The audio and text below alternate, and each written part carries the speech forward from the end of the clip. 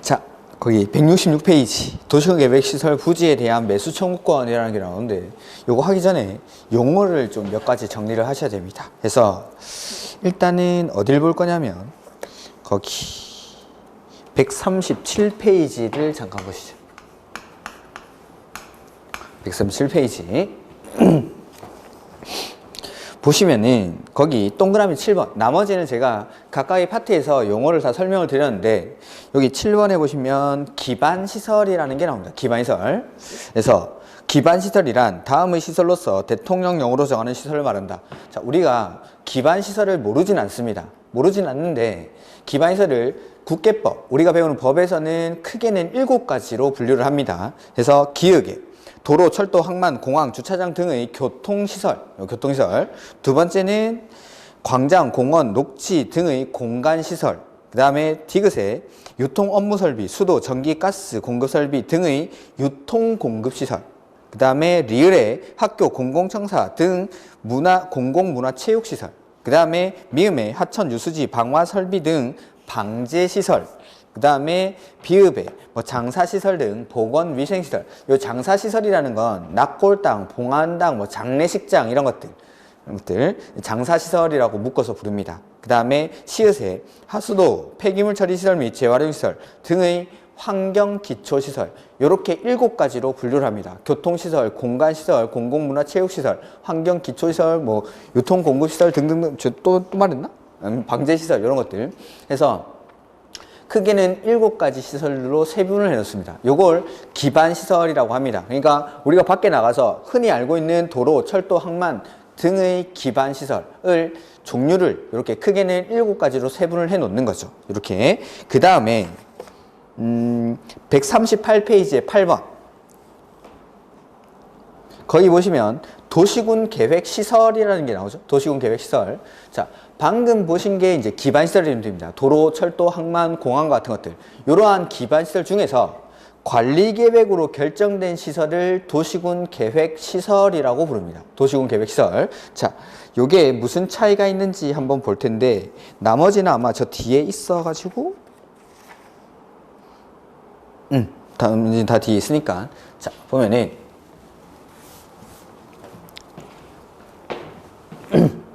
방금 보신 예를 도로로 들겠습니다. 도로, 철도, 항만, 공항과 같은 것들을 일반적으로 우리는 기반시설이라고 부릅니다. 기반시설.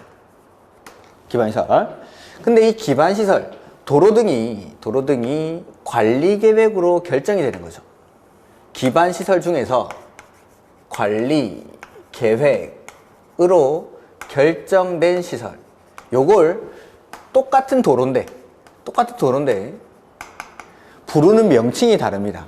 관리계획으로 결정되기 이전에는 기반시설이라고 부르다가 결정이 되고 나면 도시, 군, 계획, 시설 이렇게 부릅니다. 도시군 계획시설. 자, 기반시설이랑 도시군 계획시설 똑같은 도로죠. 똑같은 도로지만 관리계획으로 결정이 되고 결정이 되고 안 되고 이런 것들에 따라서 이 도로를 부르는 명칭이 좀 다르다라는 겁니다. 오케이? 그러면 기반시설과 도시군 계획시설은 차이점이 뭘까요? 차이점이 여기죠. 관리계획으로 결정이 되고 안 되고. 그러면 관리계획으로 결정이 되고 안 되고의 차이점은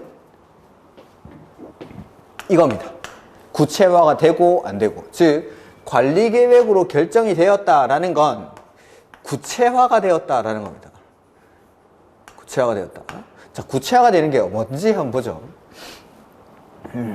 여기 2030년경이 되면 광명시의 인구가 10만 정도가 증가를 하면서 이 지역에 광명에서 금천구 내지는 구로구로 왔다 갔다 하는 도로가 부족할 것이 예상이 되니까 그때쯤 돼서 인구가 10만 정도 증가를 하면 도로를 한번 만들어 볼까 하고 그냥 계획, 방향을 잡는 겁니다. 장기적인 방향을. 요럴 때 도로를 부르는 명칭이 바로 기반시설입니다. 기반시설. 즉 기본계획이나 광역도시계획에서 향후 10년 이내에 인구가 이 정도로 증가했을 때 거기에 따른 도로가 부족해진다라면은 그때쯤 도로를 설치해 보겠다라고 방향을 잡아놨을 때 그때 이 도로는 기반시설이라고 부르다가 자 2030년경이 돼서 실제로 인구가 10만 정도 증가를 하고 그 인구 증가에 따라 도로가 부족해졌습니다. 이제 부족해진 기반시설이니까 설치를 해야겠죠. 기반시설을 설치하기 위해서는 먼저 관리계획으로 결정을 해야 됩니다. 관리계획으로. 그래서 기반시설을 설치하기 위해서 관리계획으로 입안, 결정, 고시라는 절차를 거쳐서 도로를 이렇게 설치를 하자라고 지형도면, 지도 위에다가 표시를 합니다. 지도 위에다가. 자, 지도 위에다가 도로를 이쪽으로 설치를 하겠다라고 표시를 한 거, 이게 바로 구체화가 되었다라는 겁니다. 이 도로는, 자, 관리계획으로 결정되기 전에도 도로고, 관리계획으로 결정되고 나서도 도로지만, 이 도로들을 부르는 명칭이 다르다는 거죠.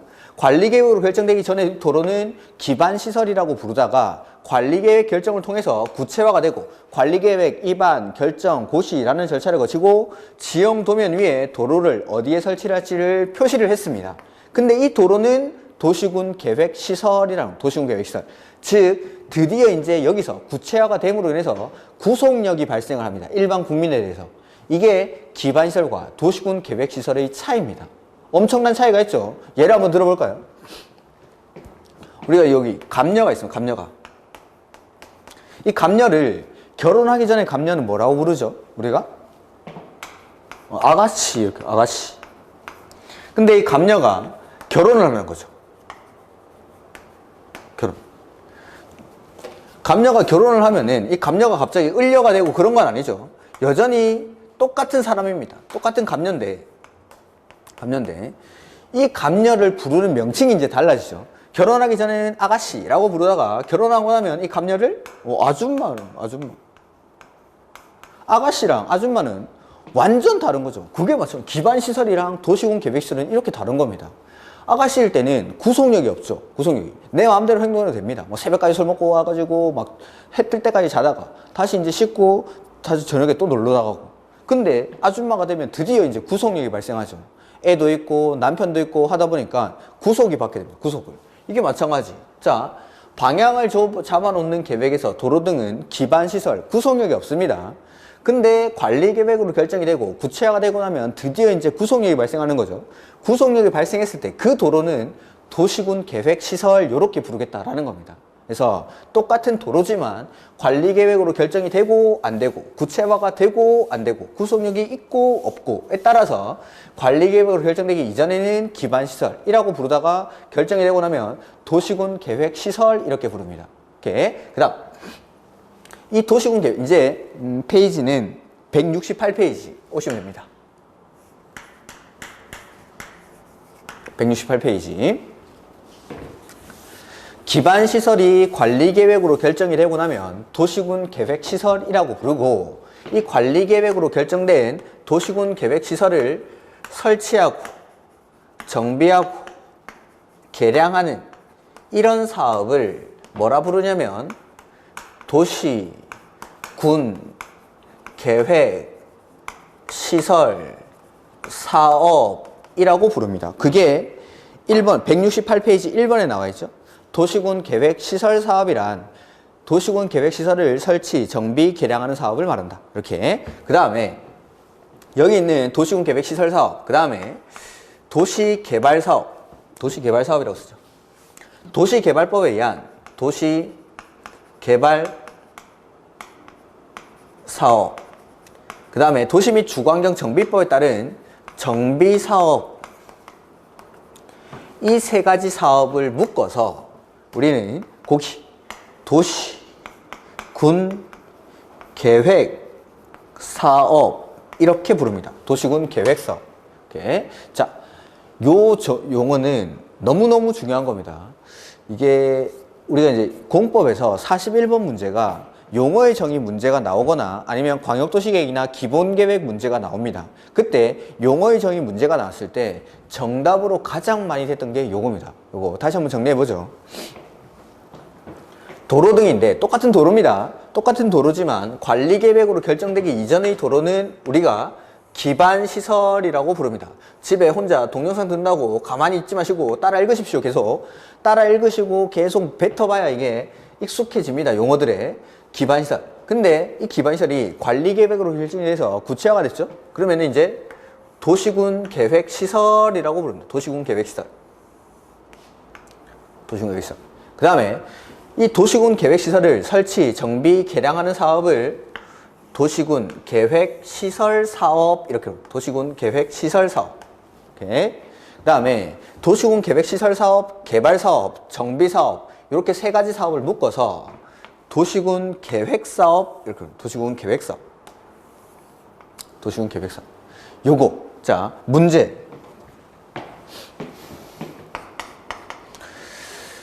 기반시설이란 도시, 군, 계획, 시설, 중, 관리계획으로 결정된 시설을 말한다. 이거 옳은 지문입니까? 틀린 지문입니까? 틀렸죠. 기반시설이란이 아니라 요거 도시군 계획시설이란 기반시설 중 관리계획으로 결정된 시설을 도시군 계획시설이라 한다. 이렇게 두 번째 도시, 군, 계획, 시설, 사업이라 하면 도시군 계획시설 사업이라 하면 기반시설을 설치, 정비, 개량하는 사업을 말한다. 이건 옳은 지문입니까? 틀린 지문입니까? 이것도 틀렸죠. 자, 도시군 계획시설 사업이란 도시군 계획시설 사업이란 기반시설을 설치, 정비, 개량하는 게 아니라 기반시설 중에 관리계획으로 결정된 요거 도시군 계획시설을 설치, 정비, 개량하는 사업을 도시군 계획시설 사업이라고 합니다. 요거 아까 말씀드렸다시피 41번 문제에 용어의 정의 문제가 나왔을 때 정답으로 가장 많이 된 두 가지 지문이 요겁니다. 정답으로 가장 많이 된 거. 이게 그냥 깔아주는 지문 말고 정답 지문으로 그만큼 이게 중요한 용어입니다. 중요한 용어. 이렇게. 그래서 요런 것들. 그 다음에 자, 기반시설을 관리계획으로 결정을 하고 도시군 계획시설로 바뀌고 나면 이걸 설치를 할 때 그걸 도시군 계획시설 사업이라고 합니다. 근데 관리계획으로 결정이 됐다라고 해서 도시군 계획시설이 됐다라고 해서 무조건 바로 설치가 되는 건 아닙니다. 바로 설치가 되는 게 아니라 설치를 하려면 우리 뭐가 필요할까요? 도로 같은 것들을 설치하려고 할 때 뭐가 필요할까요? 돈이 필요해요. 돈. 예산을 따와야 됩니다. 예산을. 그래서 20년도에 도시군 계획시설로 관리계획 결정이 됐는데 20년도에는 예산을 확보하지 못했습니다. 21년에도 예산을 확보하지 못했고 22년도에 드디어 예산을 확보해서 이제 사업을 시행한다. 그러면은 관리계획으로 결정된 이 도시군 계획시설은 일정 기간 동안의 방치는 부득이하게 어쩔 수 없이 이루어질 수밖에 없는 겁니다. 근데 관리계획으로 결정을 해놓고 이걸 설치를 안 하는 거죠. 설치를 하면 도시군 계획시설 사업을 한다라고 하는 건데 설치를 안 했을 때 근데 일정 기간의 방치는 이루어질 수밖에 없다라고 했죠. 예산을 따봐야 되니까. 근데 그게 일정 기간이 아니라 장기간이에요. 장기간. 그리고 이걸 무단방치를 하는 거죠. 무단방치. 그때 우리는 권리 침해를 받게 됩니다. 권리 침해를. 자, 하나 말씀드리면 기반시설에서 관리계획으로 결정되면 구체화가 되면은 도로를 이렇게 만들겠다라고 지도 위에 표시를 한다라고 했죠. 근데 내가 도로를 이렇게 설치를 하는데 요 위에 토지를 요런 걸 하나 가지고 있는 겁니다. 그때 요 노란색 빗금친 요 부분은 내 토지지만 도로 부지에 편입이 된 부분이죠. 이런 토지들은 관리계획으로 결정이 되고 나면 도로 설치하는 것 이외에 건물의 건축이나 각종 개발 행위를 할 수가 없습니다. 즉, 내 땅이긴 하지만 관리계획으로 결정이 되고 나면 이 토지를 활용을 할 수가 없다라는 뜻입니다. 활용할 수가. 이렇게. 자, 그러니까 관리계획으로 결정해놓고 이걸 장기간 무단방치하게 되면 토지를 활용할 수가 없으니까 권리 침해가 발생하는 거죠. 자, 토지를 활용할 수 없지만 나는 그 토지를 소유하고 있음으로 인해 가지고 의무는 부담을 해야 되죠. 그 의무가 세금 내는 거, 재산세, 그리고 토지 많이 가지고 있으면 종합부동산세 내야 되고 이것보다 더 무서운 게 간접세라고 하는 의료보험 수가가 올라가고 국민연금도 올라갑니다. 이렇게 각종 규제, 막 각종 의무는 부담하고 있지만 내가 토지는 활용하지 못하고 있죠. 그러다 보니까 권리 침해가 발생합니다. 거기에 대한 구제 수단이 예전에는 존재하지 않았는데 그 구제 수단으로 나오는 게 바로 매수 청구권이라는 제도입니다. 이 매수 청구권은 2000년도부터 시행이 되는 제도인데 매수 청구권, 이 매수 청구권까지 이렇게 지금 노란색으로 쳐놓은 요 박스 쳐놓은 요런 용어들은 일단 기본적으로 기억을 하셔야 됩니다. 이렇게 다시 한번 해보죠. 정리하겠습니다. 도로인데 관리계획으로 결정되기 이전에는 이 도로를 기반시설이라고 부릅니다. 기반시설. 근데 이 도로가 관리계획 결정을 통해서 구체화가 되고 구속력이 발생했습니다. 그러면 도로가 뭐 수도, 전기 이런 게 되는 게 아니라 똑같은 도로지만 도로를 부르는 명칭이 다르죠. 그때는 도시군 계획시설이라고 부릅니다. 그 다음에 관리계획으로 결정된 이 도시군 계획시설을 설치, 정비, 개량하는 사업을 도시군 계획시설 사업을 한다라고 표현을 하고 도시군 계획시설 사업, 도시개발사업, 정비사업 이렇게 세 가지 사업을 묶어서 도시군 계획사업이라고 합니다. 도시군 계획사업. 그 다음에 설치를 하면 도시군 계획시설 사업을 한다라고 표현을 하지만 이걸 설치를 안 하고 장기간 무단 방치를 함으로 인해서 권리 침해가 발생하고 거기에 대한 구제 수단으로 나오는 제도가 매수 청구권이라는 제도입니다. 이렇게 기본적인 용어정의입니다. 기본적인 용어정의. 그 다음에 자 166페이지 가보시면은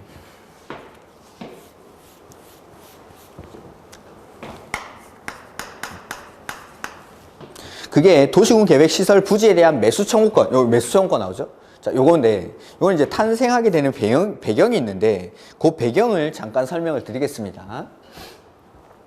자, 기반시설이 관리계획으로 결정돼서 도시군 계획시설로 바뀌고, 이걸 설치를 안 하고 장기간 무단 방치할 때 나오는 제도인데, 예전에 80년대, 90년대에는 이렇게 관리계획으로 결정만 해놓고 장기간 무단 방치되는 토지들이 많았을까요? 작았을까요? 엄청 많습니다. 엄청. 왜 그럴까요? 왜? 엄청 많은데 왜 그럴까요?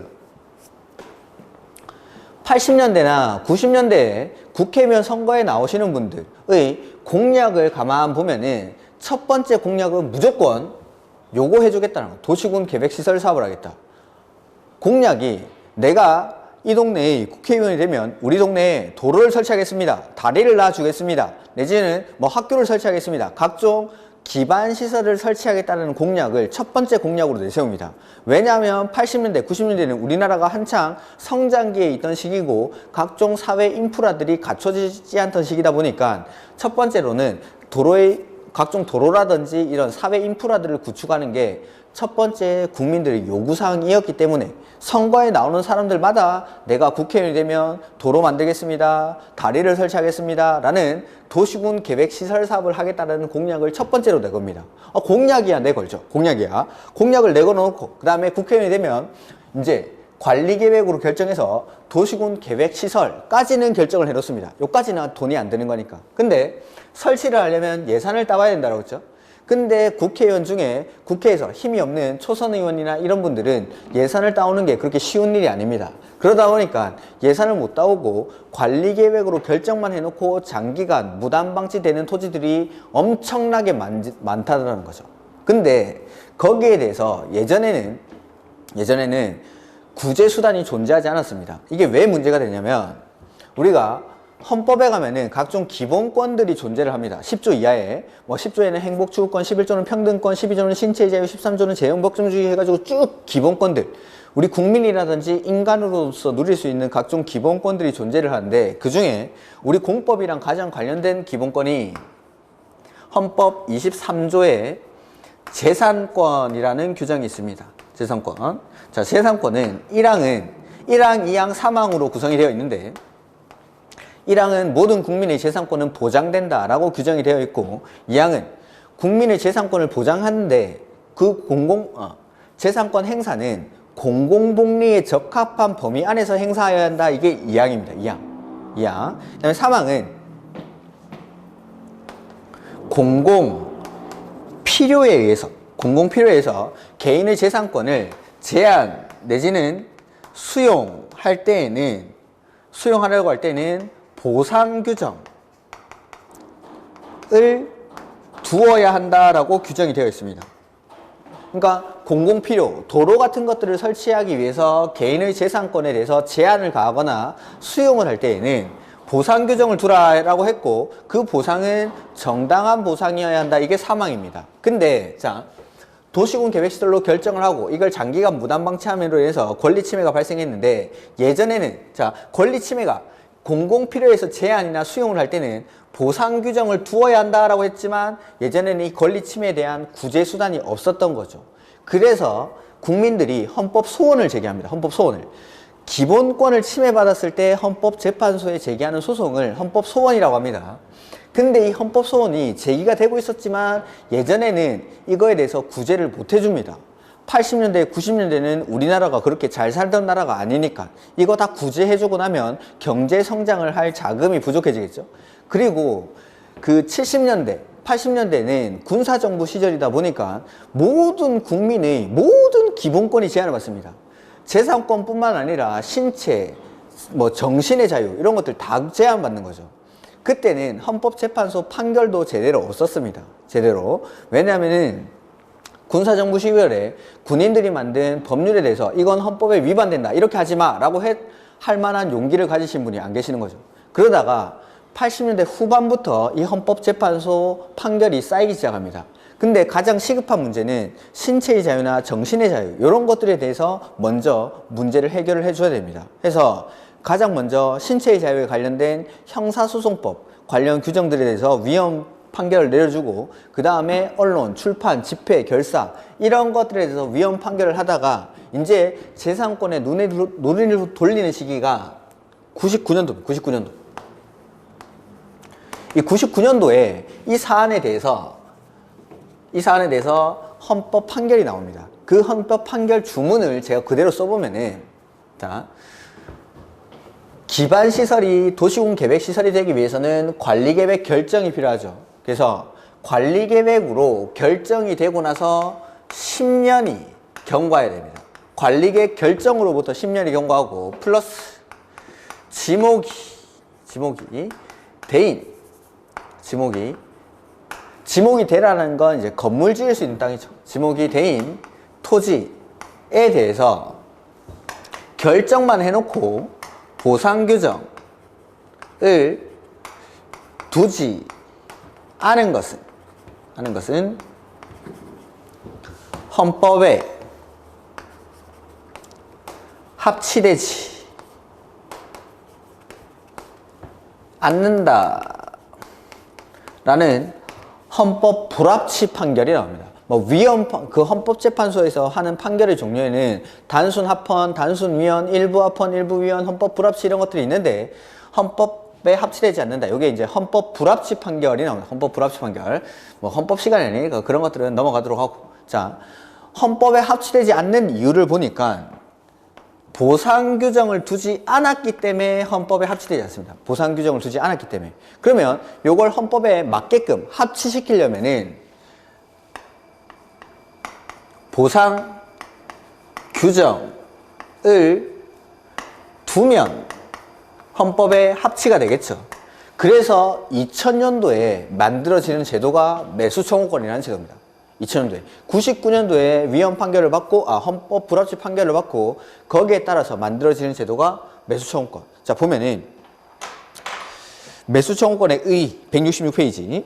도시군 계획시설에 대한 도시군 계획시설 결정의 고시로부터, 그러니까 도시군 계획시설에 대한 관리계획이 결정되고 고시가 되고 나서 10년이 경과합니다. 그리고 나서 도시군 계획시설의 설치에 관한 도시군 계획시설 사업이 시행되지 아니한 경우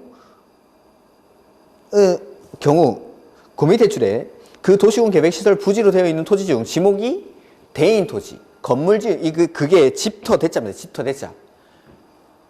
집을 지을 수 있는 토지에 있는 의 소유자는 대통령령으로 정하는 바에 따라 특별시장, 광역시장, 시장, 군수에게 그 토지의 매수를 청구할 수 있다 해서 이게 매수 청구. 이렇게 결정을 해놓고 사업 안 하고 방치할 거면은 나는 세금 부담 같은 거 너무 크니까 차라리 좀 사달라는 겁니다. 그게 매수 청구. 사업 안 하고 이렇게 방치할 거면 사줘라고 청구하는 거. 그래서 나머지 절차 같은 것들은 지금은 굳이 보실 필요는 없습니다. 그래서 도시군 계획시설로 결정만 해놓고 설치를 안 하고 장기간 무단 방치로 인해서 권리 침해가 발생했을 때 거기에 대한 구제 수단으로 나오는 게 매수 청구. 사업 안 하고 이렇게 방치할 거면 제발 그냥 사줘라고 청구하는 게 매수 청구입니다. 오케이. 그 다음에 나머지 2번, 3번, 4번 이런 것들은 매수 청구의 절차 같은 것들인데 지금은 굳이 보실 필요가 없습니다. 그 다음에 167페이지, 168페이지 여기 보면 도시군 계획시설사업, 도시개발사업, 정비사업 요 세 가지 사업을 묶어서 도시군 계획사업이라고 한다고 했죠. 그 다음에 도시군 계획시설사업이라는 거 우리 첫 번째 도시군 계획시설사업이라는 건 기반시설 도로, 철도, 항만, 공항 같은 것들을 설치하거나 정비하거나 개량하는 사업을 도시군 계획시설 사업이라고 합니다. 요거는 이제 우리가 국계법에서 배웁니다. 국계법에서. 근데 도시개발 사업이나 정비 사업, 자, 도시개발 사업을 하는 절차에 관해서 다룬 법률이 도시개발법이라는 법입니다. 도시개발 사업을 하는 절차. 그다음에 정비 사업을 하는 절차에 관해서 다룬 법률이 도시 및 주거환경 정비법입니다. 도시 및 주거환경 정비법. 그러면 도시군 계획시설 사업, 도시개발 사업, 정비 사업 요 세 가지를 묶어서 지금 보시듯 도시군 계획 사업이라고 부르죠. 도시군 계획 사업이 요 세 가지 사업이니까 이 세 가지 사업을 하는 절차는 비슷비슷할까요? 아예 완전 다를까요? 당연히 비슷비슷하겠죠. 왜냐하면 도시군 계획 사업이니까. 셋 다 도시군 계획 사업이기 때문에 이 세 가지 사업을 하는 절차는 다 똑같습니다. 비슷한 것도 아니고 완전 똑같습니다. 그리고 이 도시군 계획 사업은 계획이란 말이 제일 중요한데 제일 먼저 계획 만들고 하는 사업입니다. 계획 만들고. 이렇게 해서 이 세 가지 사업을 하는 절차를 제가 지금부터 정리를 해보겠습니다. 지금부터. 근데 제가 이 세 가지 사업은 도시군 계획 사업이기 때문에 세 가지 사업을 하는 절차가 똑같다라고 말씀드렸습니다. 첫 번째, 도시군 계획 시설 사업인데 도시군 계획 사업이니까 맨 처음에 계획 만든다고 했죠. 지금 우리 책에는 안 나와 있는데 이 절차를 한번 써놓겠습니다. 도시군 계획 시설 사업을 할 때 맨 처음에 만드는 계획이 뭐냐면 단계별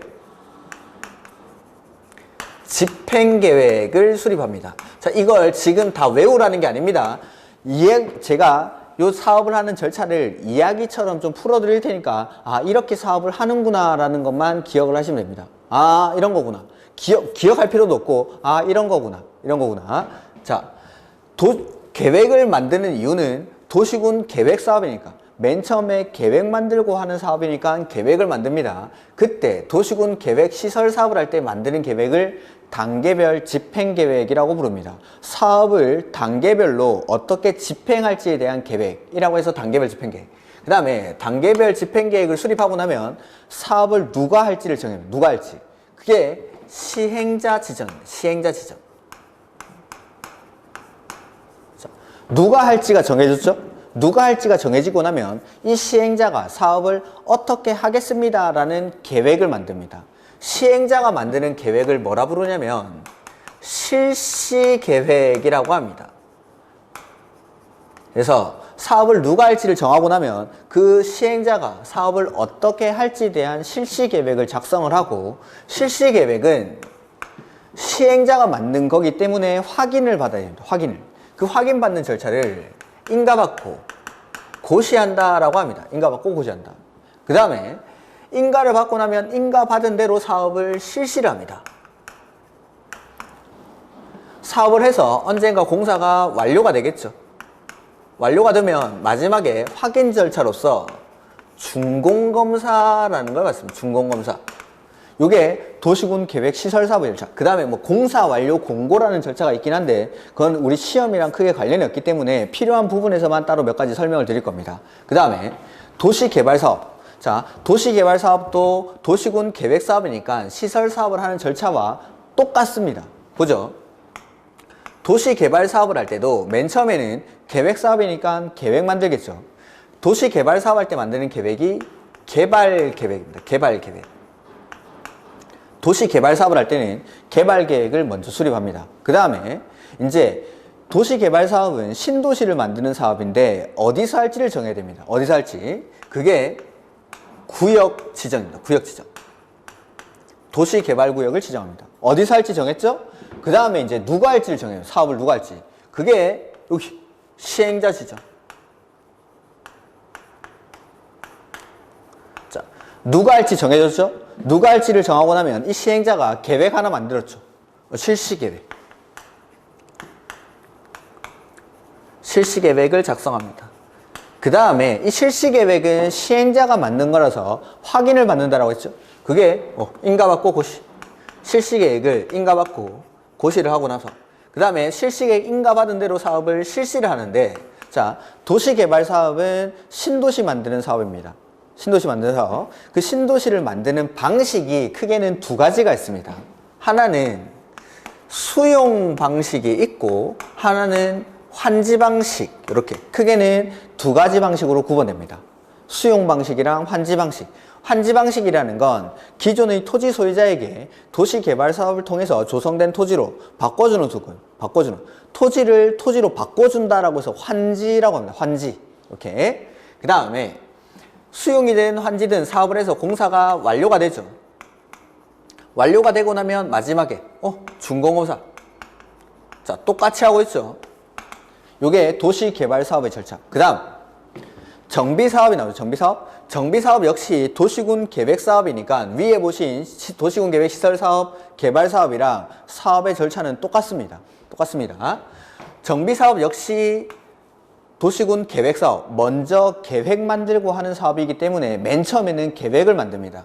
그 계획이 정비 기본계획이라는 겁니다. 정비 기본계획. 그 다음에 여기서는 정비계획도 만듭니다. 정비계획. 정비기본계획이랑 정비계획. 자, 계획 만들었죠. 계획을 만들고 나면은 정비계획을 입안하고 나서 그 다음에 사업을 어디서 할지 구역을 지정합니다. 계획 만들고. 자, 계획사업이니까 맨 처음에 계획 만듭니다. 그 다음에 두 번째는 사업을 어디서 할지를 정합니다. 구역 지정. 구역 지정. 그 다음에 어디서 할지 정하고 나면 뭐 정해야 되죠? 누가 할지 정합니다. 시행자 지정.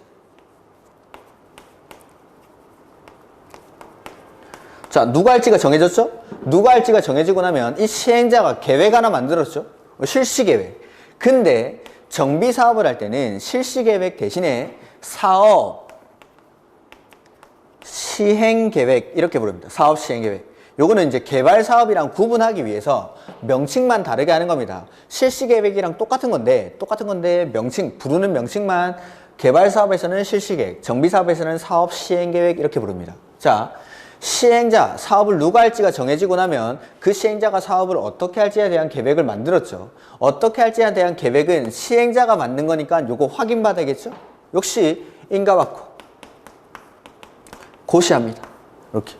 그 다음에 인가받은 대로 사업을 실시를 하게 되는데, 자, 도시개발 사업에서는 제가 사업을 하는 방식, 사업의 시행 방식을 두 가지, 수용 방식이랑 환지 방식 이렇게 구분하는데, 정비사업을 할 때는 실시 단계에 들어와서 사업의 단계를 1단계, 2단계 이렇게 구분할 겁니다. 실시 단계에 들어오면, 자, 실시 단계에 들어와서 첫 번째로 맨 처음에 뭘 하냐면 분양 신청을 받습니다. 분양 신청. 자, 예를 한번 들어볼까요?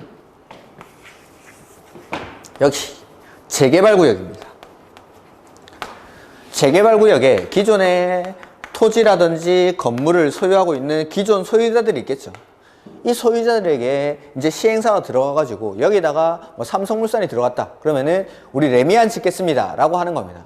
레미안 짓겠습니다. 라고 시행자가 사업을 누가 할지가 정해졌죠? 그러면 이 시행자가 사업 시행계획을 작성해서 인가받고 고시합니다. 그러면 이제 실시 단계에 들어가죠. 그러면은 기존의 토지 소유자들에게 우리가 레미안 24평짜리는 몇 개 짓고 32평짜리는 몇 개 짓고 할 테니까 여기 살고 싶은 분들, 우리가 짓는 레미안에 살고 싶으신 분들은 분양 신청을 하십시오라고 해서 먼저 분양 신청을 받습니다.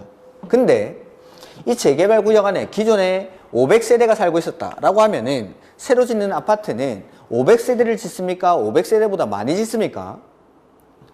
많이 짓겠죠. 왜냐하면 일반 분양분이 있어야 사업비를 충당할 수 있으니까, 수익성이 있으니까. 그래서 먼저 여기 재개발 구역 안에 있는 소유자들이 조합원이 되는 겁니다.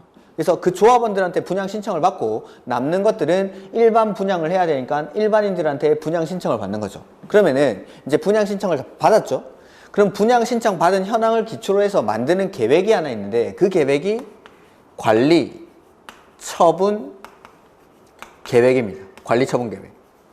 그래서 자, 개발 사업에서는 실시 단계에서 사업의 방식을 크게 두 가지로 구분할 겁니다. 수용 방식이랑 환지 방식. 근데 정비 사업에서는, 정비법에서는 사업의 단계를 1단계, 2단계 이렇게 구분하겠습니다. 첫 번째는 먼저 기존의 소유자들에게 분양 신청을 받아야 되고 일반인들에게 분양 신청 받습니다. 그걸 분양하는 단계. 그 다음에 분양받은 단계, 분양 신청받은 현황을 기초로 해서 만드는 계획을 여기 관리처분 계획이라고 합니다. 관리처분 계획. 그 다음에 관리처분 계획에 따라 사업을 완료를 했죠. 그러면은 역시 마찬가지 마지막에는 준공검사 받아야겠죠. 근데 여기서는 준공인가라고 표현합니다. 준공인가. 근데 이 준공검사, 준공인가는 우리가 밖에 나가면은 거의 혼용해서 씁니다. 거의 구분하지 않고. 그래서 이런 것들은 그냥 준공검사라고 하셔도 됩니다. 요게 사업의 절차. 자, 제가 도시개발법 우리가 배우는 6개 법 중에 도시개발법은 도시개발 사업을 하는 절차에 관해서 다룬 법률이라고 했죠? 그 절차가 여기 쭉 써져 있는 대로. 그래서 여기 써놓은 이 절차들이 바로 도시개발법의 목차가 됩니다. 도시개발법의 목차. 자, 도시 및 주거환경 정비법은 정비 사업을 하는 절차에 관해서 다룬 법률입니다. 그래서 여기 정비 사업의 절차를 제가 쭉 썼는데 이 정비 사업의 절차가 바로 도시 및 주거환경 정비법의 목차입니다. 목차. 외우지 말라는 건 제가 개발 사업을 할 때는, 개발법을 할 때는 이 개발 사업의 절차를 써놓고 할 겁니다. 정비법을 할 때도 이 정비 사업의 절차를 써놓고 할 거고. 그러니까 국계법이 중요한 이유는 국계법에서 우리가 도시군 계획시설 사업을 배웠죠. 도시군 계획시설 사업을 하는 절차가 우리 지금 입문서에는 안 나와 있지만 기본서를 받아보시면 도시군 계획시설 사업의 절차가 써져 있을 겁니다. 그 절차를 배우고 나면 우리는 개발법이랑 정비법은 다 배운 거나 마찬가지입니다. 절차가 똑같으니까. 그러니까 시설사업의 절차가 바로 개발법, 정비법의 목차는 우리가 이미 다 배우고 하는 겁니다. 그러면은 이제 목차를 다 배웠으니까 요 안에 들어가가지고 이러한 것들이 어떻게 차이가 나는지, 요 사업의 특징에 따라서 이 구역을 지정하는 사업은 누군지, 시행자는 누가 될 수 있는지, 수용 방식이 뭔지, 환지 방식이 뭔지 그런 것들만 좀 배우시면 됩니다. 우리가 절차는 다 배우고 들어가는 거니까. 해서 국계법이 그만큼 중요하다라고 말씀을 드리는 겁니다. 국계법을 배우고 나야 개발법, 정비법이 그만큼 쉬워지는 겁니다. 근데 국계법이 정리가 안 돼 있으면 개발법, 정비법은 당연히 어려울 수밖에 없는 겁니다. 이거랑 똑같이 하는 사업이니까. 국계법을 모른다는 거랑 마찬가지입니다. 그거는. 그래서 이런 것들 기본적인 용어입니다. 그리고 절차가 개발법만 한번 보여드릴까? 똑같다는 걸. 169페이지. 자, 개발 사업을 하는 절차가 개발법이라고 했죠. 그러니까 맨 처음에는 개발계획이 나오겠죠. 그래서 170페이지 보시면 여기는 지정권자부터 먼저 나오는데 거기 172페이지. 자, 지정, 도시개발구역의 지정이 나오죠. 지정. 그 다음에 개발계획이 나와야 됩니다. 그래서 170페이지 제목에 보면 챕터 2에 도시개발구역의 지정이라고 되어 있고 172페이지에 보시면은 7번에 개발계획이라는 게 나옵니다. 자, 개발계획 수립하고 구역 지정했죠. 그 다음에는 이제 시행자가 나와야 될 겁니다. 넘겨보시면 아마 시행자가 나오겠죠. 해서 175페이지. 도시개발 사업의 시행에 1번 보면 시행자. 자, 시행자가 정해졌죠? 시행자가 정해지고 나면 이 시행자가 실시계획을 작성을 합니다. 그래서 178페이지에 보시면, 178페이지 보시면은 실시계획이라는 게 나오죠. 자, 실시계획을 작성하고 나서 이걸 인가받고 고시하고 나면 사업을 실시를 하는데 도시개발사업, 신도시를 만드는 방식에는 크게 두 가지가 있습니다. 수용 방식이랑 환지 방식. 그래서 넘겨보시면은 수용 방식이랑 환지 방식이 나올 겁니다. 시행 방식 되어 있고 180페이지 수용 방식. 그 다음에 183페이지 보시면은 환지 방식. 그러니까 도시개발 사업의 절차 그대로 개발법이 그대로 써져 있죠. 그러니까 요게 개발법의 목차라는 거.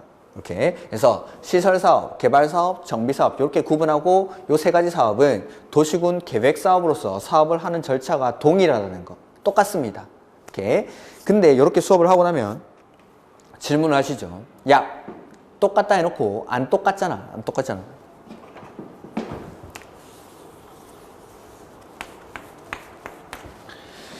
도시개발사업이나 정비사업에서는 어디서 하는지가 정해져 있죠. 어디서 하는지가. 근데 도시군 계획 시설 사업을 할 때는 계획 만들고 나서 어디서 할지를 정하지 않습니다.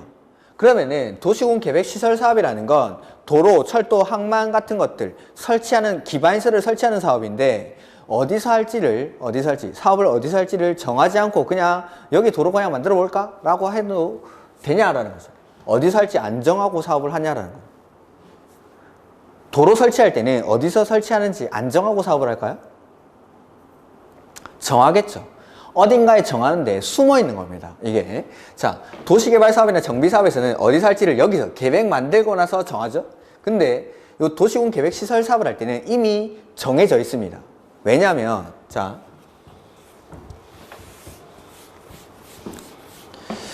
방향을 제시하는 계획에서는 기반시설이라고 했는데 이 기반시설이 도시군 계획시설이 되기 위해서는 관리계획으로 결정을 해야 됩니다. 입안, 결정, 고시라는 절차를 거쳐서 자, 관리계획으로 결정을 했죠. 관리계획으로 결정을 하고 나면은 이 관리계획으로 결정된 사항에 대해서 지도를 펴놓고 도로를 이렇게 만들겠습니다 라고 지도 위에 표시를 합니다. 지도 위에 표시를 한다라는 게 사업을 도로를 어디에 설치할지, 공항을 어디에 설치할지, 뭐 철도를 어디에 설치할지 이런 것들이 관리계획 결정되는 시점에 여기서 정해집니다. 여기서 사업을 어디서 할지가. 그러니까 도시군 계획시설 사업을 하는 절차로 들어왔을 때는 사업을 어디서 할지를 따로 정하지 않더라도 이미 관리계획으로 결정이 될 때 정해져 있기 때문에 여기서는 따로 정할 필요가 없다라는 뜻입니다. 이렇게 해서 이 세 가지 사업을 하는 절차가 동일하다는 거. 다음 주에 1시간 남았는데 그때는 이제 개발사업이나 정비사업에서 이미 우리는 목차는 배웠습니다. 목차는 배웠으니까 개발법이랑 정비법에서 가장 중요한 내용들 몇 가지 용어들만 좀 설명을 드리고 수업을 마무리할 겁니다. 자, 오늘 수고 많으셨고 최근에 코로나 때문에 되게 우울하시죠? 밖에 나가지도 못하시고 저는 근데 원래부터 밖에 안 나가서 아무런 상관이 없습니다. 너무 좋은데 밖에 안 나올 수 있어서. 그러니까 좀 우울하시더라도 힘내시고 기운 내시고 몸 관리 잘 하시고 어디 밖에 돌아다니지 마시고 이렇게 저야 어쩔 수 없이 뭐 일하러 와야 되니까 나왔는데 일하는 거 빼고는 나가지 않습니다. 이렇게 힘내시고 연말에 분위기에 휩쓸려 가시고 어디 놀러 다니지 마십시오. 이렇게 그래서 몸 관리 잘 하시고 항상 건강하시고 다음 주에 또 뵙도록 하겠습니다. 수고하셨습니다.